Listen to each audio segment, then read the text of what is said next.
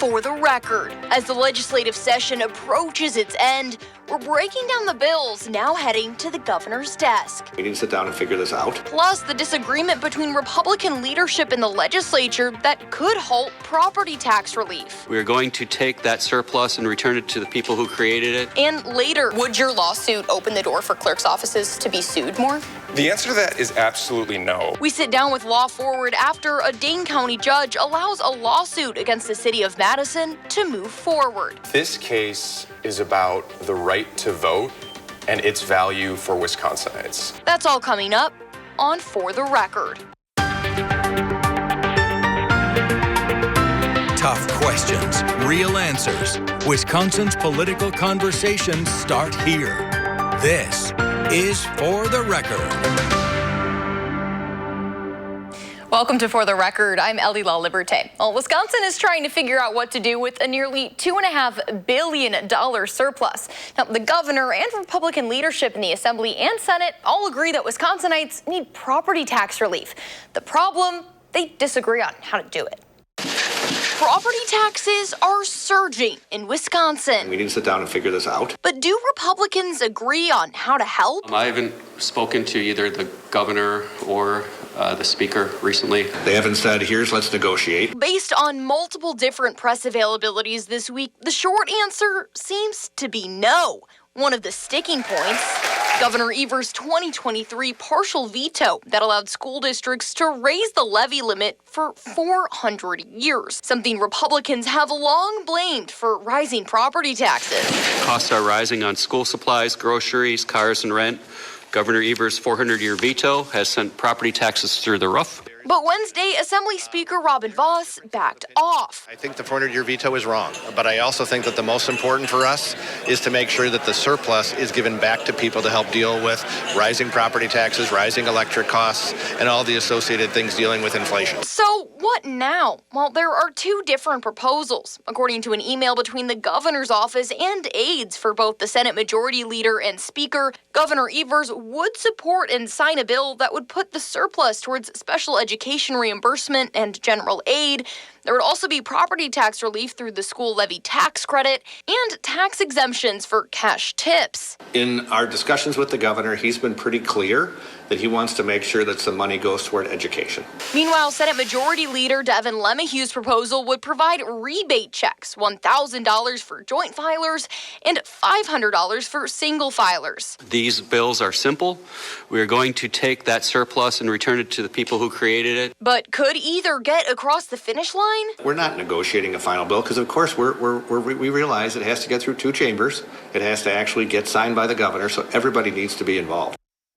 The Assembly is expected to break for the session this upcoming Thursday, leaving questions of if voters could see any relief up in the air. In a post made on X, a spokesperson for Governor Tony Evers wrote, quote, on Thursday, "Yesterday our office suggested that Republican leaders should try talking to each other since they're clearly not on the same page." And during this year's State of the Tribes address, tribal leaders called on lawmakers to legalize online sports betting. Lawmakers have introduced a bill that would give tribal casinos the ability to own and operate online sports betting if it's run from their physical location. The keynote speaker at the address noted that Wisconsin is missing out on cash as many Wisconsinites are already illegally online sports betting.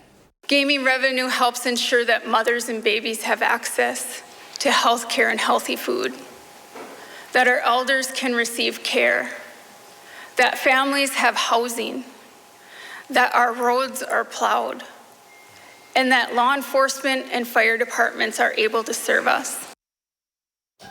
The online sports betting bill quickly moved through the legislature in the fall, but was pulled from the calendar for a vote back in the Assembly in November. Assembly Republicans told reporters Tuesday that discussions are ongoing and leadership hopes to bring the bill to the floor for a vote.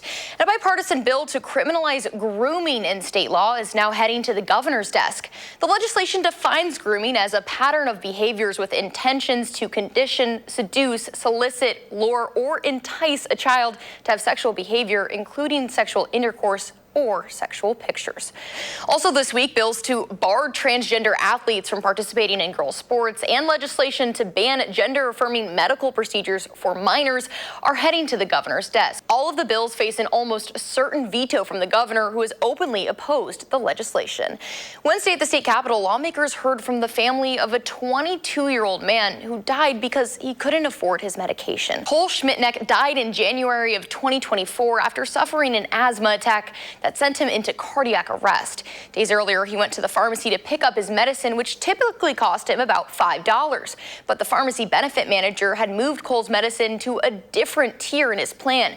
The new price was more than $500. Cole couldn't afford it and left the pharmacy without his medicine. Cole's law would create guardrails on PBMs aiming to protect patients from tactics that block access to their prescriptions. He wasn't offered health care. He was handed a price. I am begging you, please don't let another family go through what ours has. Please don't let another parent bury their child because a corporation decided profits matter more than people. The bill has bipartisan support in both the Senate and Assembly. Also this week, the Wisconsin Supreme Court heard arguments in a case several taxpayers brought against the Higher Educational Aids Board.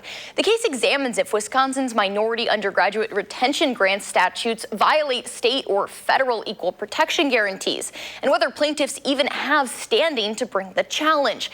At the center, a state financial aid program overseen by the Higher Educational Aids Board that provides need-based grants to certain undergraduate students. That includes Black, Indigenous, Hispanic, and some Southeast Asian students. This is not a situation where we're talking about spots at Harvard, and those spots are super competed for, and every spot that a minority candidate gets, that means somebody else has to pay the price. This is truly just a symbolic injury, if anything. This is not an equal educational opportunity. It's an opportunity available to some races and not to others. So how they can claim that an unequal, racially discriminatory scholarship program furthers an interest in equal educational opportunity is, to me, incoherent. Now, I think what they're doing— The court typically releases its opinions by the end of its session in the summer. Well, FEMA is denying the state's appeal for federal disaster relief for last summer's historic flooding in Wisconsin. Communities were left with millions of dollars in damages. FEMA previously approved disaster relief for individual applicants and housing. They denied the state's request for public assistance for Door, Grant, Milwaukee, Ozaukee, Washington, and Waukesha counties. Governor Evers then appealed the decision in November. But this week, he announced it was denied. Assembly Speaker Robin Vos told reporters this week he is open to seeing if there is something the state can do, but ultimately it's the responsibility of the federal government. I'm disappointed that the federal government did not continue to do what it does in many places across the country, and that is when you have a catastrophic event, the federal government steps in to help. So hopefully there will be a second look, and perhaps the federal government will continue to look at this and perhaps provide some funding. Governor Evers is renewing his call for the Trump administration to appeal the decision, saying, quote, "We will continue to advocate to the Trump administration and our federal partners that Wisconsin needs these resources to rebuild and recover, and we will continue to do what we can to support our local partners however we can in the meantime." Next on For the Record, we sit down with Law Forward after a judge allows a case against the city of Madison to move forward, and later why Dane County's sheriff is seeking re-election.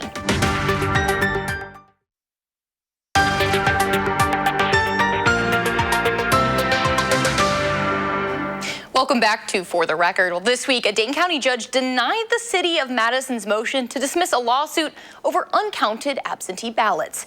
In the 2024 November election, Madison failed to count 193 absentee ballots.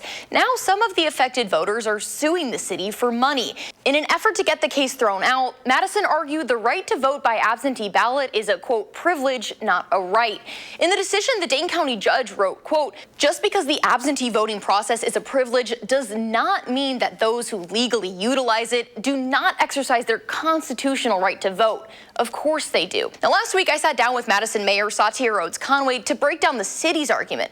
But this week I was joined by Scott Thompson, the staff counsel for Law Forward, the firm representing the voters in this lawsuit. Thank you so much for joining us today. Thanks for having me. So I want to get started by kind of breaking down this lawsuit, because during my interview with the mayor the other day, she said this lawsuit is about, and I'm quoting here, whether or not clerks in the state of Wisconsin, when they make a human error, should have to pay millions of dollars. Is that what this lawsuit is about? This case is about the right to vote and its value for Wisconsinites. As folks recall, the 2024 election, incredibly monumental moment in American history. In Madison, 193 absentee voters cast their ballots. They did everything right. But months later learned that those votes had not been counted. So this lawsuit is about their right to vote. That's what's at stake. Should taxpayers face the burden of these voters' compensation? So a couple things.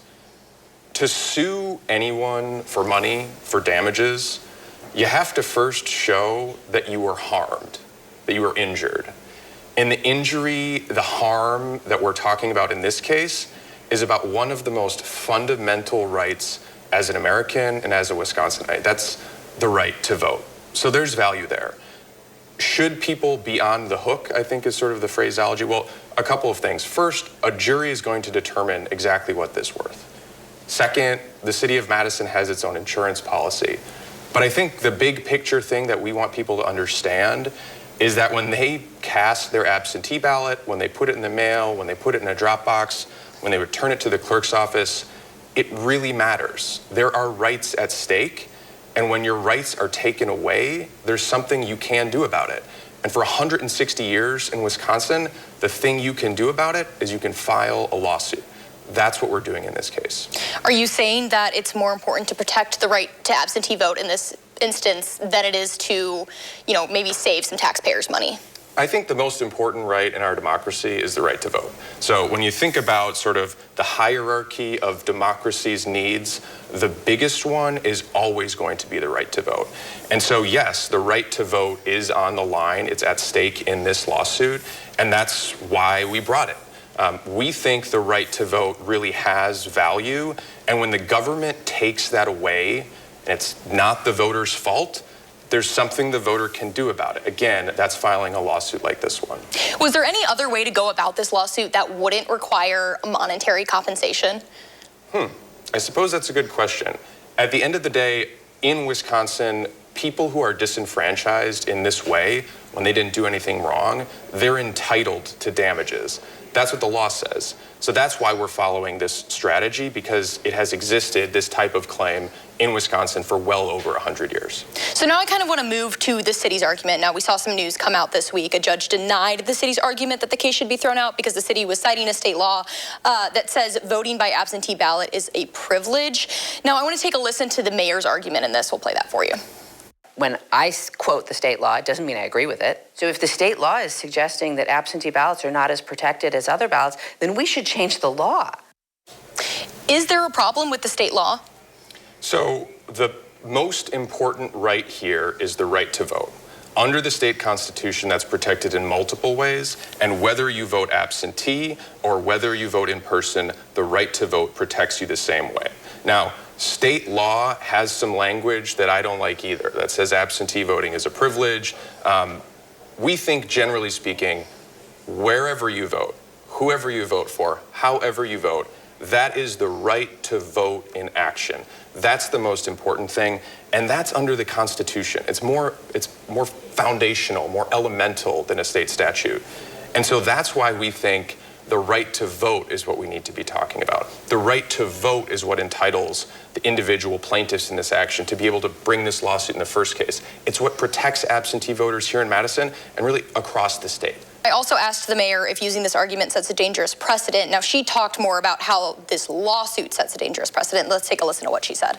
I think it is an incredibly dangerous precedent to say that clerk's offices can be sued and have to pay lots and lots of money that right now is going to provide basic services, money that could go to pay poll workers better, money that could go to secure our elections. Now, would your lawsuit open the door for clerk's offices to be sued more?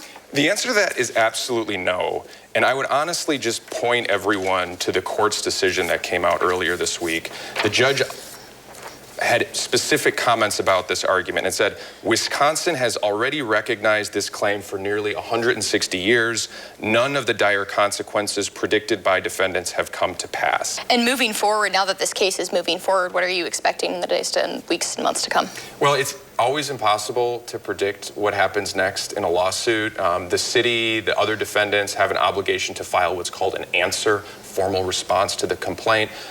There's a scheduling conference that's scheduled for the end of March, but I imagine this is going to go on for a while. In response to the judge's decision this week, a spokesperson with the city of Madison said, quote, "We've decided not to contest one part of the ruling, Judge Conway's decision that absentee ballots are fully protected under the state constitution.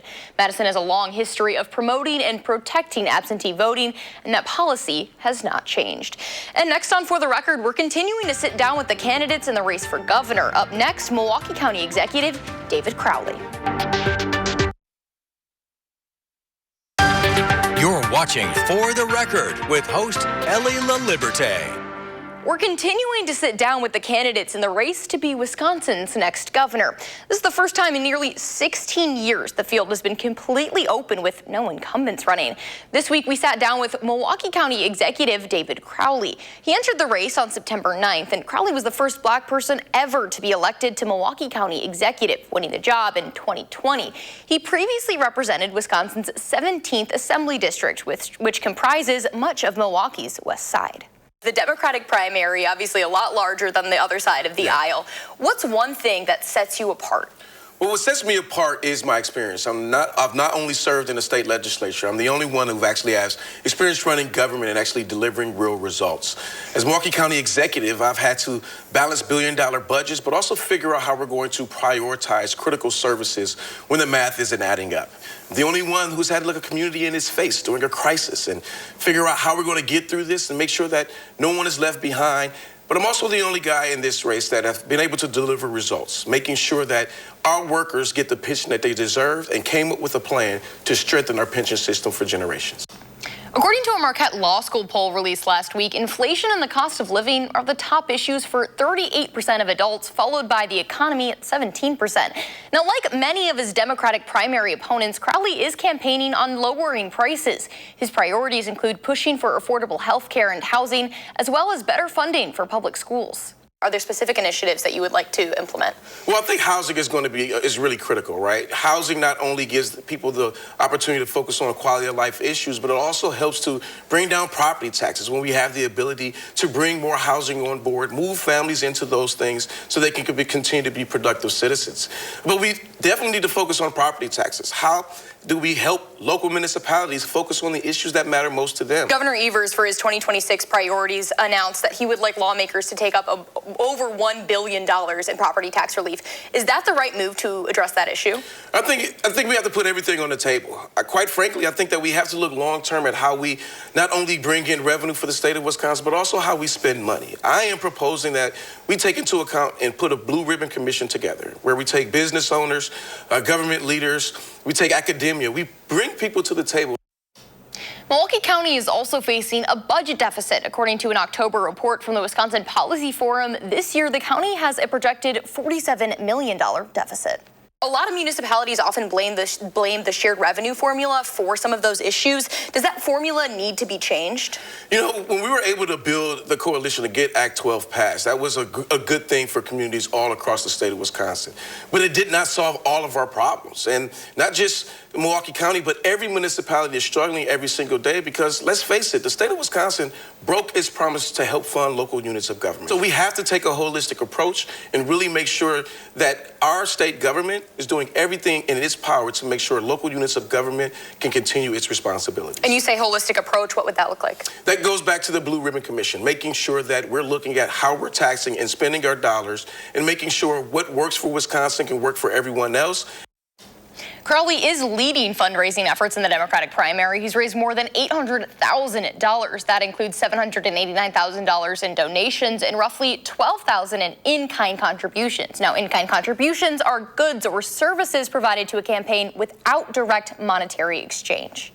How are you planning to keep that momentum going coming up to the primary election? Well, I'm so excited that we have so many people who are excited about this campaign. And what we have to do is continue to knock on as many doors, make as many phone calls as possible, and continue to deliver that message. This message that we're pushing is resonating with everyone because we're the only ones in this race that has a record of getting things done and working across the aisle. And quite frankly, this is what the executive leadership looks like, and this is exactly what the state of Wisconsin needs today. What does your campaign need to do from now until that primary election? We're not going to leave no stone unturned. We're going to talk to every voter in the state of Wisconsin. We're going to go to every community and talk about our mission and our vision to move our state forward. I spoke to Crowley before the controversy of Milwaukee County's lapsed health care contracts. CBS 58 reported county officials say they weren't immediately informed of the contract's expiration.